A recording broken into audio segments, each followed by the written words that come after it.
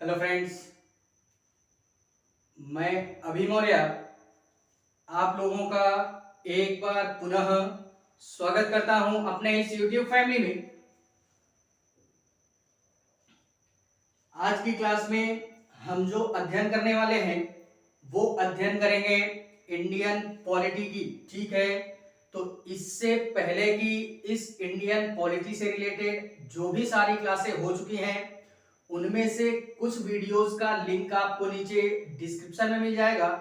आप सहजता पूर्वक वहां से जाकर के पहले उन सारी क्लासों को देख लीजिएगा एंड तत्पश्चात आकर के इस क्लास में विजिट कीजिएगा। ठीक है, बाकी आज जो हम अध्ययन करने वाले हैं वो हमारा इंडियन पॉलिटी का बेहद और बेहद महत्वपूर्ण चैप्टर, जिसको हम मूल अधिकार या मौलिक अधिकार के नाम से जानते हैं। ठीक है, तो आज जो हमने अध्ययन करना है उसको हम क्या बोलते हैं?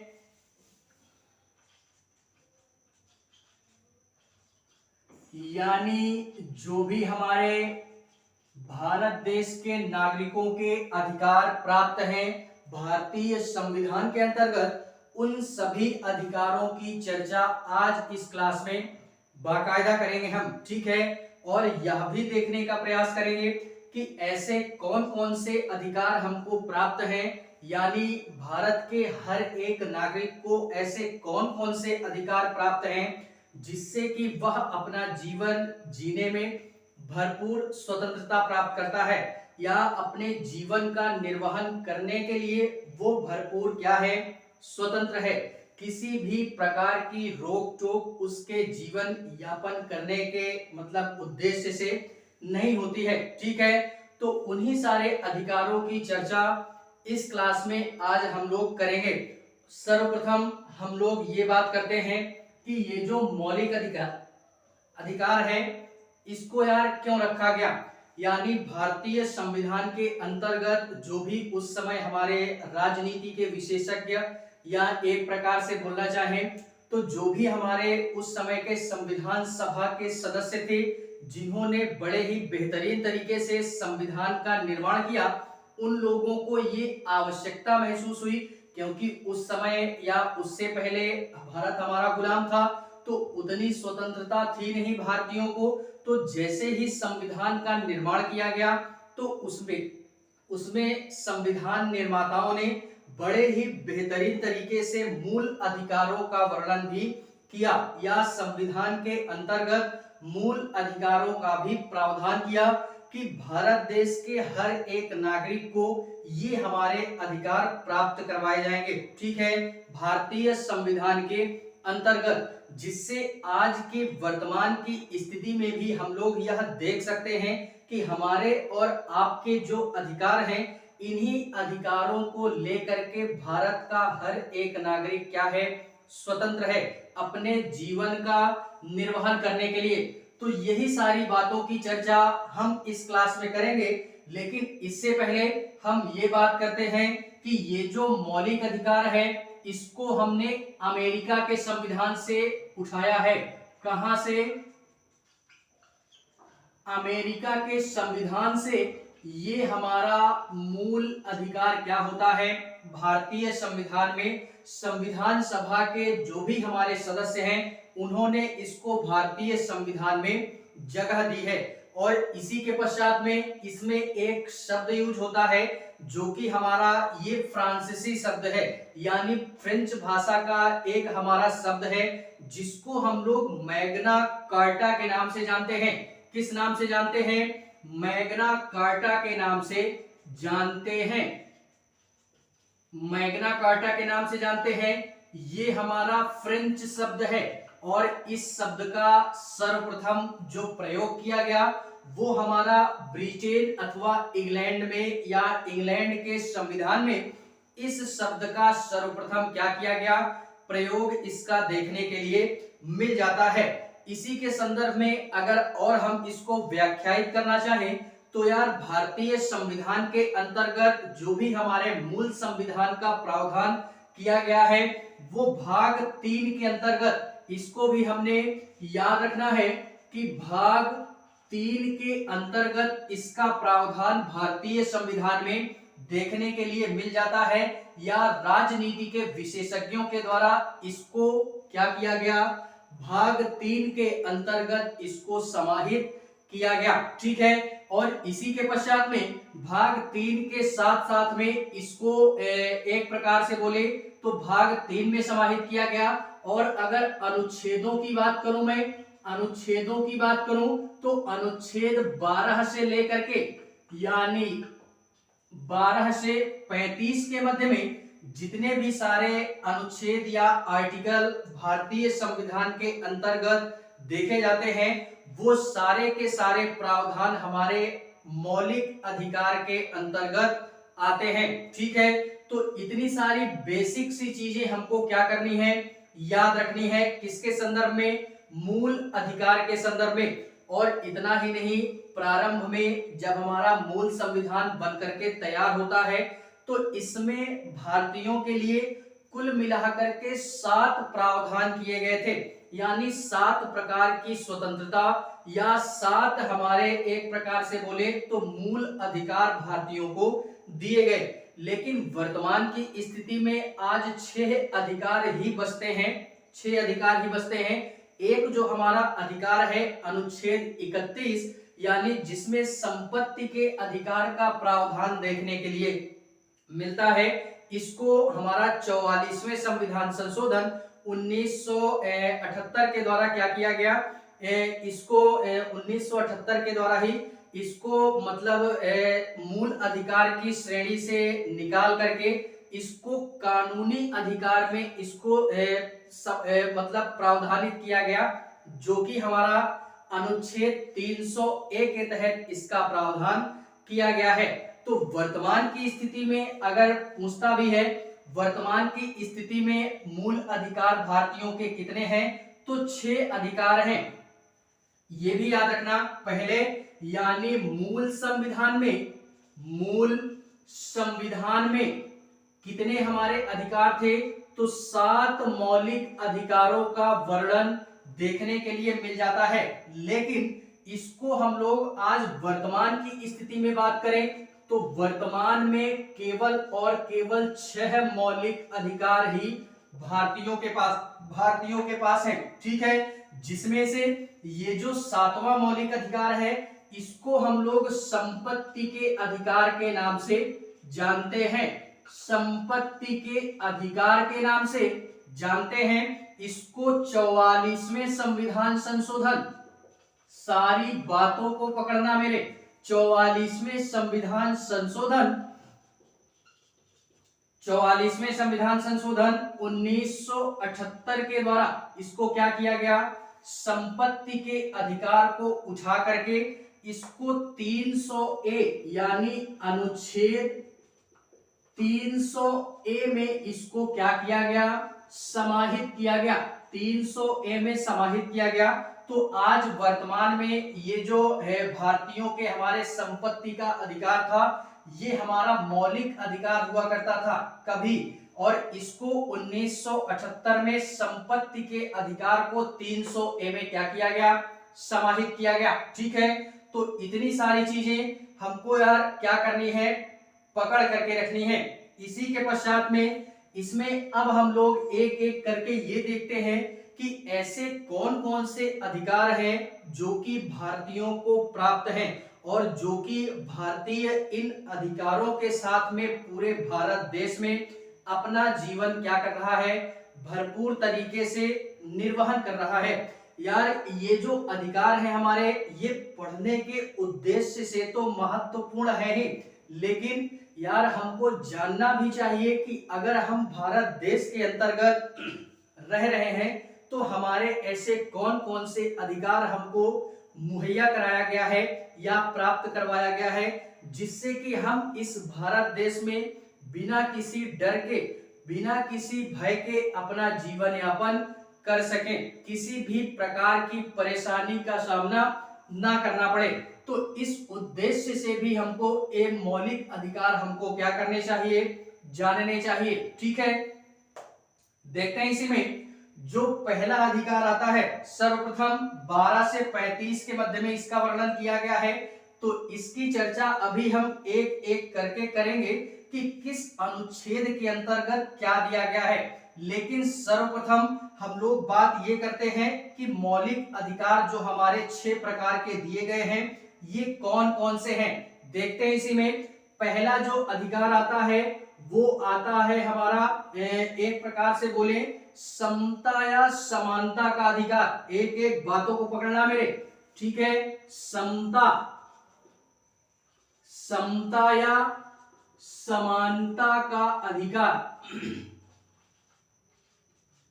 समता या समानता का अधिकार ये हमारे कहां से कहां तक दिया गया, तो ये अनुच्छेद कहां से, अनुच्छेद भारतीय संविधान में अनुच्छेद 14 से लेकर के 18 के मध्य में, 14 से 18 के मध्य में समता या समानता का अधिकार हर एक भारतीय को दिया गया है। ठीक है, एंड इसी के पश्चात में स्वतंत्रता का अधिकार, स्वतंत्रता का अधिकार ये क्या होता है, तो स्वतंत्रता का अधिकार ये हमारे भारतीय संविधान के अंतर्गत अनुच्छेद 19 से लेकर के अनुच्छेद 19 से 22 के मध्य में, अनुच्छेद 19 से 22 के मध्य में भारत के हर एक व्यक्ति को स्वतंत्रता का अधिकार दिया गया है।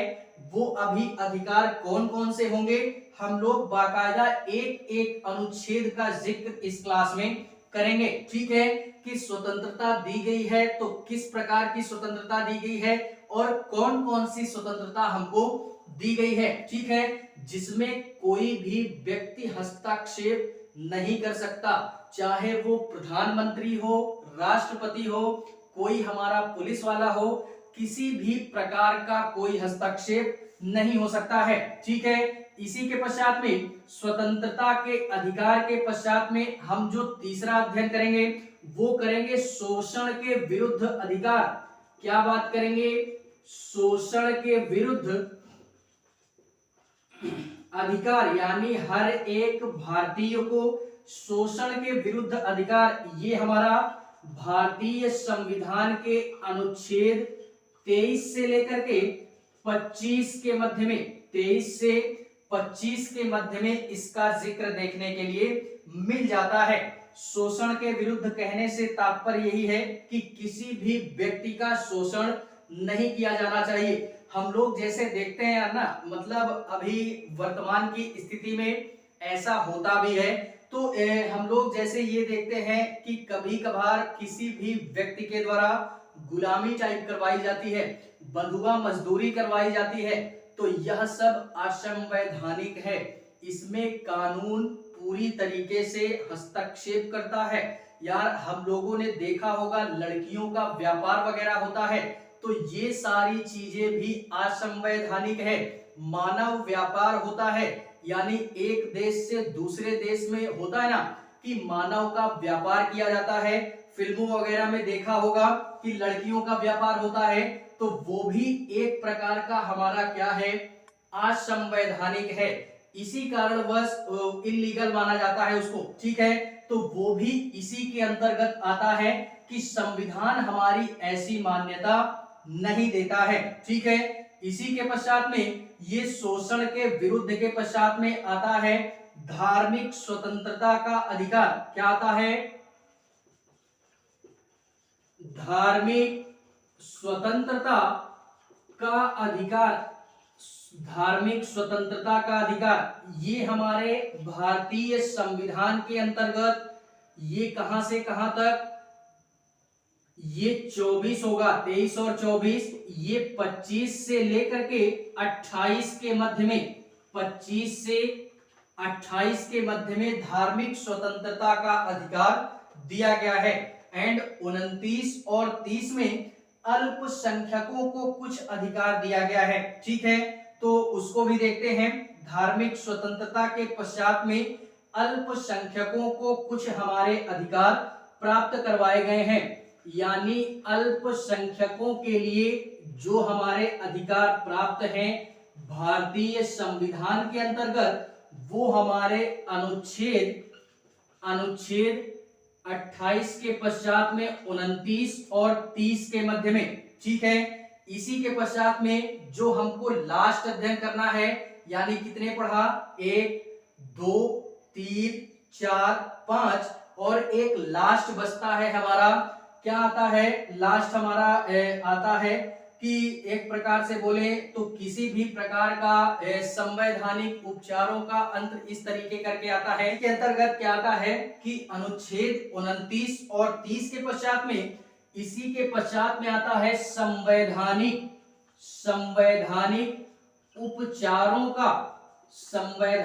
उपचारों का अंत करके आता है, ठीक है। इसको हम लोग अनुच्छेद यानी आर्टिकल 32 के अंतर्गत पढ़ेंगे। और 31वां मैंने अभी बोला कि संपत्ति का अधिकार था, उसको 44वें संविधान संशोधन द्वारा उसको कानूनी अधिकार में उसको समाहित कर दिया गया। अब वो मौलिक अधिकार का पार्ट नहीं है, ठीक है। इस अल्पसंख्यक में एक नाम और दे देना इसको कि शिक्षा एवं संस्कृति का अधिकार, ठीक है। तो इसमें एक नाम जोड़ दीजिएगा, शिक्षा एवं संस्कृति का अधिकार, जो कि अल्पसंख्यकों को ही प्राप्त है। तो ये हमारे भारतीय संविधान के अंतर्गत हर एक भारत को या भारत देश में रहने वाले हर एक व्यक्ति को ये हमारे अधिकार संविधान के माध्यम से प्रदान करवाया गया है कि भारत का जो नागरिक होगा, हर एक व्यक्ति को ये हमारे 6 प्रकार के अधिकार दिए गए हैं। समता एवं समानता का अधिकार, स्वतंत्रता का अधिकार, शोषण के विरुद्ध अधिकार, धार्मिक स्वतंत्रता का अधिकार, इसमें शिक्षा एवं संस्कृति का अधिकार और संवैधानिक उपचारों का अंत, ठीक है। तो इसमें से हम एक एक करके पढ़ने का प्रयास करेंगे कि किस अनुच्छेद के माध्यम से कौन सी स्वतंत्रता हमको प्रदान करवाई गई है संविधान के माध्यम से, ठीक है। लेकिन इससे पहले ये तो यार यहाँ से 14 से स्टार्ट है, हम लोगों ने बात की 12 से 35 की, तो हम लोग सर्वप्रथम बात करेंगे अनुच्छेद 12 की, उसके पश्चात में हम लोग यहाँ पे आएंगे। तो सर्वप्रथम अनुच्छेद 12 की बात करें। अनुच्छेद 12 क्या बोलता है? अनुच्छेद 12 क्या बोलता है? अनुच्छेद 12 ये एक प्रकार से बोले तो मौलिक अधिकार की परिभाषा के संदर्भ में इसको परिभाषित करता है, यानी ये परिभाषित करता है या परिभाषा देता है। किसकी परिभाषा देता है? मौलिक अधिकार की। इसी के संदर्भ में एक बात पहले ये बता दें कि किसी भी देश में रहने वाले व्यक्ति के पास में मेरे अनुसार 2 प्रकार के अधिकार हमारे होते हैं। एक हमारा मौलिक अधिकार हो गया या मूल अधिकार हो गया, और एक हमारा कानूनी अधिकार हो गया, ठीक है। मौलिक अधिकार क्या होता है और कानूनी अधिकार क्या होता है?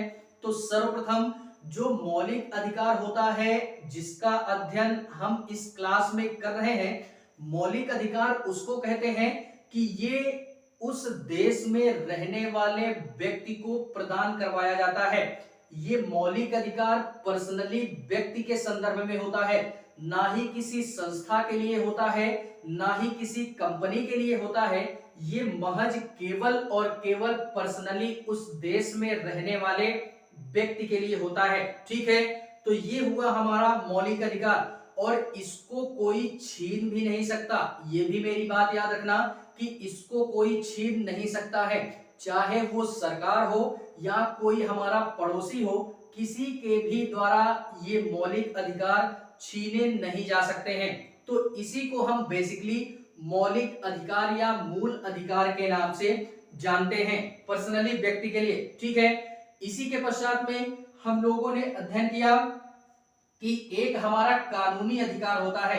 कानूनी अधिकार वैसे अधिकार होते हैं जो कि हमारे एक प्रकार से बोले तो सरकार के द्वारा प्रदान करवाया जाता है, और ये अधिकार ये भी व्यक्ति के लिए ही होता है, लेकिन इसमें व्यक्ति के द्वारा नहीं, इसमें सरकार के द्वारा इन सारे मतलब एक प्रकार से बोले तो कानूनों को छीना जा सकता है। ठीक है, यानी सरकार इन पे रोक लगा सकती है कुछ विशेष परिस्थितियों में। तो ऐसे अधिकारों को हम कानूनी अधिकार के नाम से जानते हैं। दोनों में डिफरेंस क्या होता है इस बात को समझना।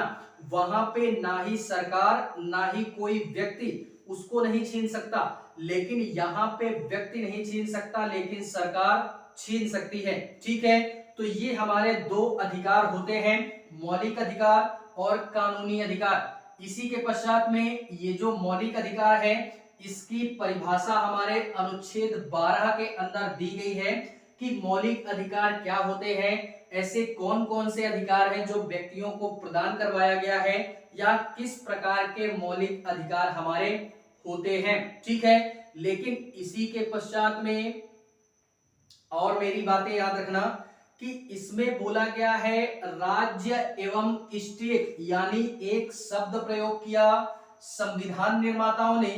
क्या शब्द प्रयोग किया? स्टेट शब्द प्रयोग किया। कौन सा शब्द प्रयोग किया? स्टेट शब्द प्रयोग किया। और ये बोला कि स्टेट के माध्यम से ऐसा कानून जरूर बनाया जा सकता है, यानी मौलिक अधिकार छीना नहीं जा सकता, ये हम लोग समझते हैं। लेकिन यहाँ पे स्टेट के द्वारा ऐसा कानून या प्रावधान जरूर बनाया जा सकता है कुछ विशेष परिस्थितियों में कि समाज के अंदर एक डर की भावना जरूर उत्पन्न हो सके। अब यार ऐसा क्यों करती है सरकार, ऐसा क्यों करेगी, यानी जो राज्य है ऐसा क्यों करेगी? ऐसा इस कारणवश करेगी कि अगर सरकार अर्थात ये जो हमारा राज्य है ये अगर इस प्रकार के प्रावधान या नियम और कानून ना बनाए तो हमारे समाज में अराजकता की स्थिति उत्पन्न हो जाती है। इसी कारणवश कुछ यार नियम और कानून बनाने आवश्यक भी हैं स्टेट के द्वारा। स्टेट हमारी बोलती किसको है? ये हमारी संविधान की भाषा है, संवैधानिक भाषा है स्टेट। ठीक है, ये हमारे लोकल स्टेट नहीं है, जैसे यूपी हो गया, बिहार हो गया, झारखंड हो गया, ये वाले स्टेट नहीं है। संविधान हमारा स्टेट बोलता किसको है? तो ये स्टेट बोलता है जैसे सेंट्रल गवर्नमेंट, यानी सेंट्रल जो भी हमारी गवर्नमेंट है उसको, और स्टेट गवर्नमेंट यानी स्टेट गवर्नमेंट जो है हमारी उसको, और लोकल गवर्नमेंट क्या आता है? लोकल गवर्नमेंट आता है। तो इनको संविधान क्या बोलता है? ये एक प्रकार के स्टेट हैं, यानी कुछ विशेष परिस्थितियों में इनके द्वारा कानून बनाया जा सकता है जो कि समाज की स्थिति को सुचारू रूप से चलाने में क्या हो सके? मदद कर सके। बाकी मूल अधिकारों को नहीं छीन सकता है, ये हम लोग समझ चुके हैं। अब यार एक प्रकार से बोले कानून बना सकता है, किन परिस्थितियों की बात मैं कर रहा हूं? तो परिस्थितियों की बात मैं इस कारणवश कर रहा हूं, जैसे हम लोग बात करते हैं कि एक प्रकार से सेंट्रल गवर्नमेंट ये होगी, पूरे केंद्र में कानून बनाएगी पूरे देश के लिए। स्टेट गवर्नमेंट स्टेट के संदर्भ में, लोकल गवर्नमेंट ये हमारे गांव स्तर पर या शहर स्तर पर, गांव स्तर पर मुखिया कानून बनाएगा, और शहर स्तर में जैसे हमारे एक प्रकार से बोले मेयर वगैरह का चुनाव होता है तो ये मेयर वगैरह हमारे क्या करेंगे? कानून बनाएंगे। ठीक है, तो इसी के संदर्भ में जैसे हमारा एक एग्जांपल लेते हैं बिजली बोर्ड, यानी बिजली के संदर्भ में लेते हैं। बिजली बोर्ड के संदर्भ में जो भी हमारा बिजली बोर्ड होगा वो हमारा कानून बनाएगा, या बिजली बोर्ड के संदर्भ में भी ये हमारे कानून बना सकते हैं। बिजली बोर्ड के संदर्भ में कैसे कानून बनाएगा? जैसे मैं हूं, मेरे द्वारा यार एक प्रकार से बोले तो होता है ना, आज अधिकतर लोग या ऐसा लोग करते थे पहले कि वो लोग कनेक्शन वगैरह नहीं लेते थे, यानी लाइट वगैरह अगर उनको चाहिए होती थी तो वो लोग कनेक्शन नहीं करवाते थे। वो लोग होता है ना कि एक व्यवहारिक रूप में अगर बोलना चाहें तो कटिया टाइप मारते थे, ठीक है, यानी उसका बिल भुगतान ना करना पड़े, जिस कारणवश एक संस्था बनाई गई बिजली बोर्ड के नाम से, जो कि अगर वो चेकिंग वगैरह करने आती है, कोई व्यक्ति अगर उसमें पकड़ा भी जाता है तो फिर उसको उसमें क्या किया जाता है, दंडित किया जाता है, या एक प्रकार से बोले तो जुर्माना वगैरह लगाया जाता है, ठीक है। तो इस प्रकार के कानून हमारे ये स्टेट के द्वारा बनाए जा सकते हैं, लेकिन उनके मूल अधिकारों को नहीं छीना जा सकता। और अगर ऐसा ना किया जाता, अगर ये बिजली बोर्ड जैसी संस्था हमारी ना बनाई जाती, तो फिर तो यार सरकार का घाटा ही है, यानी हमारी अराजकता की स्थिति फैलेगी समाज में। हर एक व्यक्ति कटिया के माध्यम से अपने घर में क्या करेगा, लाइटिंग की व्यवस्था करेगा, कनेक्शन वगैरह करवाएगा नहीं, ठीक है। तो इसी कारणवश समाज में अराजकता की स्थिति ना उत्पन्न हो, इसी कारणवश ये हमारे स्टेट क्या करती है, कुछ नए नए प्रावधान हमारे करती है, या समाज को सुचारू रूप से चलाने के लिए कानून हमारे निर्मित करती है। इसी में अगर एक एग्जांपल और देना चाहूं, तो जैसे एक तरफ पापा जी का घर हो गया, एक तरफ चाचा जी का घर हो गया, बीच से हमारा रास्ता है, इतना हम लोग समझते हैं, ठीक है। यानी गांव वगैरह में आज भी हम लोग देखते हैं कि एक तरफ पापा जी रहते हैं, एक तरफ चाचा जी रहते हैं। अब क्या करे व्यक्ति, इस संदर्भ में दिमाग लगाएगा, दिमाग क्या लगाएगा कि बीच से अगर सड़क है तो हम लोग दोनों तरफ घर बनवा दिए और ऊपर से दोनों छतों को जोड़ दिया, तो दोनों घर हो गए एक। और इस संदर्भ में अगर नीचे से कोई भी वाहन हमारा आता जाता है तो उसको तो यार परेशानी ही है, क्योंकि ऊपर से आपने छत जुड़वा दी। तो ये भी इस संदर्भ में भी हमारा स्टेट जो है वो कानून बना सकता है। और गांव के लेवल पे बात होगी तो फिर मुखिया वगैरह या मेयर वगैरह इस पे कानून बना सकता है। एक एग्जांपल और ले लो आप, जैसे एयरपोर्ट अथॉरिटी हो गई, यानी एयरपोर्ट वगैरह जहां पे होंगे वहां पे हमको परमिशन लेनी पड़ती है, यानी ज्यादा से ज्यादा 2 मंजिला 3 मंजिला या 4 फ्लोर का घर अगर बनवाते हैं तो वहां पे हमको परमिशन लेनी पड़ेगी, या परमिशन सबको मिलती भी नहीं है, क्योंकि फ्लाइट वगैरह अगर जाएगी तो उसका भी दुर्घटनाग्रस्त होने की संभावना होती है। इसी कारणवश अगर एयरपोर्ट वगैरह या इसके आसपास हम लोग क्या नहीं कर सकते, बहुत ऊंची ऊंची बिल्डिंगें नहीं बना सकते हैं, ठीक है। तो इन सारे संदर्भों में स्टेट क्या कर सकती है, कुछ कानूनों का प्रावधान कर सकती है। यही हमारा बोला गया है अनुच्छेद 12 के अंतर्गत कि जो भी सारा सिस्टम है वो सिस्टम जो भी सारा सिस्टम है ये अनुच्छेद 12 के अंतर्गत दिया गया है, ठीक है।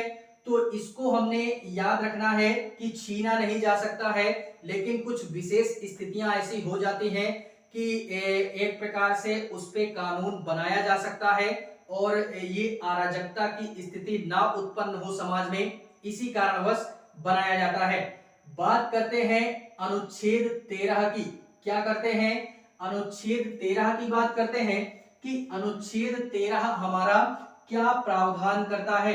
तो अनुच्छेद 13 जो है ये हमारा एक प्रकार से बोले तो अल्पीकरण की बात करता है, यानी अल्पीकरण जिसको हम लोग डेरोगेशन के नाम से जानते हैं, ठीक है, इसको हम लोग डेरोगेशन बोलते हैं। इसी के संदर्भ में अगर वो बात करें तो अनुच्छेद 13 जो है ये एक प्रकार से बोलना चाहे अल्पीकरण से तात्पर्य ये है कि इसमें जो भी हमारे मौलिक अधिकार भारतीयों को दिया गया है वो मौलिक अधिकार हमारे तब तक मतलब एक प्रकार से बोले अच्छे हैं जब तक वह किसी दूसरे व्यक्ति के अधिकारों का हनन ना कर रहा हो।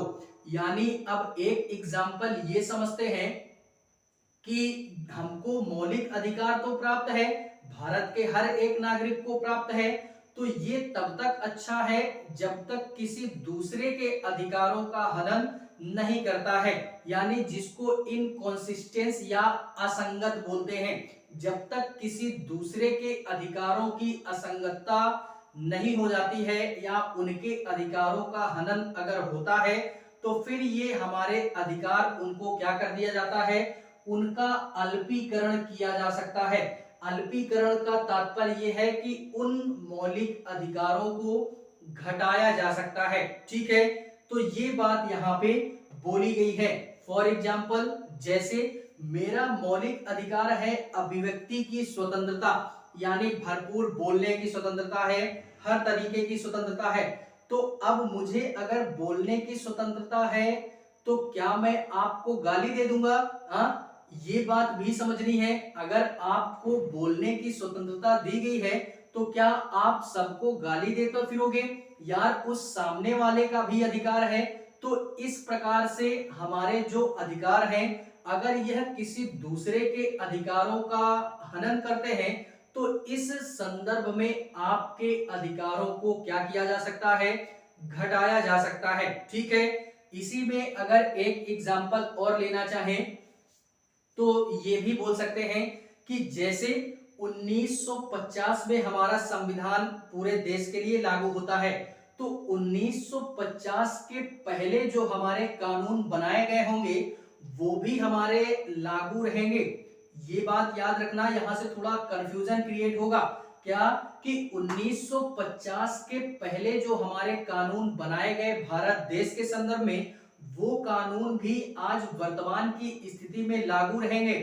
लेकिन वो आज वर्तमान की स्थिति में जो कानून बनाए गए हैं उनको चुनौती ना दे रहा हो, अर्थात उन अधिकारों का हनन अगर वो पुराने अधिकार नहीं कर रहे हैं तो वो सारे पुराने अधिकार आज वर्तमान की स्थिति में भी क्या होंगे, लागू रहेंगे।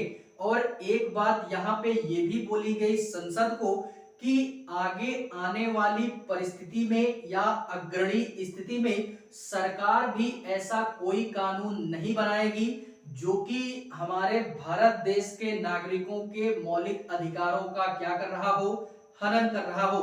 तो जो पीछे बनाए गए वो भी रहेंगे, बशर्ते वो वर्तमान की स्थिति में चुनौती ना दे रहा हो।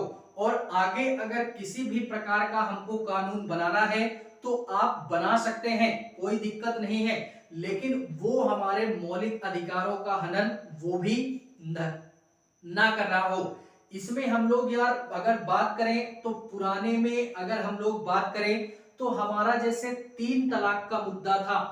3 तलाक का मुद्दा कैसा था कि इसमें हम लोग दो स्थितियां ये समझते हैं कि ये पर्सनल लॉ में आता था। ठीक है, तो पर्सनल लॉ भी रहेगा हमारा। पर्सनल लॉ कब तक रहता है, जब तक उसमें विशेष प्रकार का कोई कानूनी हस्तक्षेप नहीं होता। कानूनी हस्तक्षेप हो गया तो फिर वो पर्सनल नहीं रह जाता है। हमारा 3 तलाक का मुद्दा था।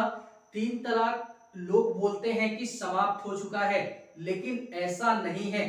तलाक हमारे 3 होते हैं, हम लोगों ने नाम सुना होगा। ठीक है, ये 3 तलाक आज भी वर्तमान की स्थिति में विद्यमान है। जैसे जैसे 3 प्रकार के तलाक होते हैं, तलाक ए हसन, तलाक ए अहसन, तलाक ए विद्दत। ठीक है, तो इस तलाक ए विद्दत को केवल और केवल समाप्त किया गया है, ना कि 2 और जो तलाक थे वो। ये तलाक ए विद्दत असंवैधानिक था, इसी कारणवश इसको सुप्रीम कोर्ट में ले जाकर के इस पे सुप्रीम कोर्ट ने बाकायदा इसको क्या किया, इस पे सुनवाई किया। यानी एक प्रकार से बोले तो मुझे नाम एग्जैक्टली नहीं पता, लेकिन महिला हमारी जाती है वो वहां पे केस करती है, तो मौलाना जो भी हमारे हैं यानी मुसलमानों में वो भी जाते हैं सुप्रीम कोर्ट और वो जज से बोलते हैं बाकायदा कि ये हमारा पर्सनल लॉ का मैटर है, आप इसमें टांग नहीं अड़ा सकते। तो सुप्रीम कोर्ट बोलता है कि आपने मौर्य जी की क्लास नहीं अटेंड की क्या? मौर्य जी की क्लास देखिए, उसमें बाकायदा मौर्य जी ने बोला है कि ये आपका पर्सनल लॉ रहेगा, लेकिन ये पर्सनल लॉ तब तक रहेगा जब तक किसी के अधिकारों का हनन नहीं होता है। तो यही बात इसमें बोली गई कि जो तीन तलाक का मुद्दा है इसमें पुरुषों को तो बाकायदा मतलब अधिकार प्राप्त है, ठीक है, लेकिन इस संदर्भ में महिलाओं के अधिकारों का हनन हो रहा है तीन तलाक में। इसी कारणवश ये जो अधिकार आपको प्राप्त है मौलिक अधिकार, ये अनुच्छेद 13 के तहत इसका अल्पीकरण किया जा सकता है और किया भी गया। बाद में जाकर के ये हमारा तलाक ए विद्दत जो है इसको पूर्णतः समाप्त कर दिया गया और बाकी जो तलाक है हमारे ये आज भी वर्तमान में विद्यमान है, ठीक है।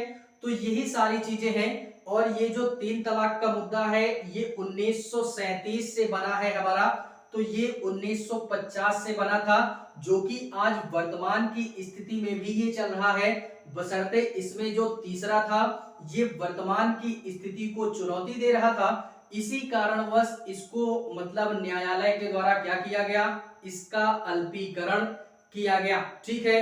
एक एग्जांपल और लेना चाहो तो जैसे वर्तमान की स्थिति में या पुराने टाइम पे हमारे नीचे वर्ग को या दलित वर्ग को ये हमारा मतलब एक प्रकार से छूट नहीं थी कि वो अंदर जाकर के क्लास में अध्ययन कर सकें। उनको ये बोला गया था कि आप दलित वर्ग के हो, आपको ये अधिकार नहीं है कि आप क्लास के अंदर बैठ करके अध्ययन करो, तो अर्थात आप बाहर क्लास के रह करके आप अध्ययन कर सकते हो। तो आज वर्तमान की स्थिति में यार ऐसी स्थिति अगर देखने के लिए मिल जाती है तो फिर इस कानून को इसका अल्पीकरण किया जा सकता है, ठीक है। तो ये सारे प्रावधान हमारे किए गए। बेसिकली अनुच्छेद 13 यही बोलता है कि जो भी हमारे अधिकार हैं वो अधिकार हमारे तब तक हमारे अधिकार हैं जब तक कि वो दूसरे के अधिकारों का हनन नहीं करता है, ठीक है। और दूसरे के अधिकारों का यदि हनन किया जाता है तो फिर आपके अधिकारों का क्या किया जाएगा, अल्पीकरण कर दिया जाएगा। और इसमें यह भी बोला गया कि आने वाली स्थिति में या परिस्थिति में सरकार भी ऐसा कोई कानून नहीं बनाएगी जो कि हमारे वर्तमान की स्थिति में अधिकारों को चुनौती दे रहा हो या किसी के भी अधिकारों को छीन रहा हो, ठीक है। तो ये सारी बातें हमारी अनुच्छेद 13 के माध्यम से बोल दी गई। ये सारी चीजें हमको क्लियर हो गई होगी कि 12 में क्या दिया गया और 13 में क्या दिया गया, ठीक है। और 14 से हम इन अधिकारों की बात करेंगे, ठीक है। इसी के संदर्भ में एक दो नोट पॉइंट आप लोग डाल लीजिएगा। नोट पॉइंट ये कि मौलिक अधिकारों का जो संरक्षण करेगा वो हमारा न्यायालय करेगा, सुप्रीम कोर्ट और हाई कोर्ट। अगर हमारे अधिकारों का या हमारे अधिकार हमको नहीं प्राप्त हो रहे हैं तो हम लोग सुप्रीम कोर्ट और हाई कोर्ट जा सकते हैं, अपनी याचिका को दायर कर सकते हैं और वहां पे बड़े ही बेहतरीन तरीके से बोल सकते हैं कि इस भारत देश में रहने के बावजूद भी हमको हमारे अधिकार नहीं मिल रहा है। तो इनकी सारी चर्चा हम यहाँ पे करेंगे डिटेल में। और एक बात और याद रखना कि ये वाद योग्य है और इंफोर्स वादी भी है, तो इनकी सारी चर्चा हम यहीं पे करेंगे, ठीक है। तो फिलहाल में ये थी हमारी मौलिक अधिकार के संदर्भ में आज हमारी पहली क्लास थी, जिसको मैंने अपने अनुसार बड़े ही बेहतरीन तरीके से इसको वर्णित करने का प्रयास किया है, ठीक है। फिर भी अगर किसी भी प्रकार का कोई प्रश्न रह जाता है इस स्टार्टिंग के संदर्भ में तो आप लोग यार कमेंट वगैरह करोगे, वहां से हम सारी चीजें पुनः पढ़ने का प्रयास करेंगे। अन्यथा क्लास हमारी इसी तरीके कंटिन्यू रहेगी। तो क्लास अगर अच्छी लगे तो लाइक करें, कमेंट करें और चैनल को सब्सक्राइब जरूर करें। बाकी मिलते हैं इसी के नेक्स्ट पार्ट में, तब तक के लिए